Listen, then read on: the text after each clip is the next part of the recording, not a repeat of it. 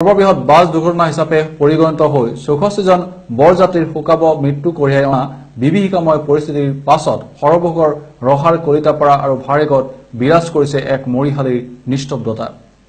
আপোনজনক হেৰুৱাৰ বেদনাত উচুপি আছে প্ৰতিটো পৰিয়াল। কোনো পৰিয়ালত কান্দিবলৈও নাই কেউ কিছু। শোকত ভাগি পৰিছে গয়াবাসীও। অঞ্চলটোত নামি আহিছে ঘোৰ অমানিশা। ৰাজ্যৰ সৰ্ববৃহৎ বাছ দুৰ্ঘটনা হিচাপে পৰিগণিত হৈ 64 জন বৰযাত্ৰীৰ শোকাবহ মৃত্যুৱে কঢ়িয়াই অনা বিভীষিকাময় পৰিস্থিতিৰ পাছত সৰভোগ ৰহাৰ কলিতাপাৰা আৰু বাৰেগাঁৱত বিৰাজ কৰিছে এক মৰিশালীৰ নিস্তব্ধতা। আপোনজনক হেৰুৱাৰ বেদনাত উচুপি আছে প্ৰতিটো পৰিয়াল। কোনো পৰিয়ালত কান্দিবলৈও নাই কেউ কিছু। শোকত ভাগি পৰিছে গয়াবাসীও। অঞ্চলটোত নামি আহিছে ঘোৰ অমানিশা। অসমৰ ইতিহাসত অতি মৰ্মান্তিক আৰু হৃদয় বিদাৰক ঘটনা হিচাপে চিহ্নিত হোৱা বৰপেটাৰ বাছ দুৰ্ঘটনাত মৃতকৰ সংখ্যা 64 জনলৈ বৃদ্ধি পালে।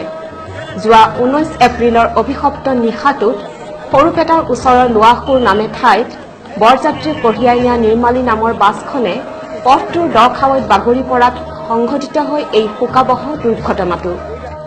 20 এপ্ৰিলৰ আবেলিলৈকে 53 গৰাকী মৃতদেহ উদ্ধাৰ কৰাৰ পাছত খাৱৈটোৰ পানী সিঁচি নিশাৰ ভিতৰত পুনৰ উদ্ধাৰ হয় আন 11 গৰাকী বৰযাত্ৰীৰ মৃতদেহ।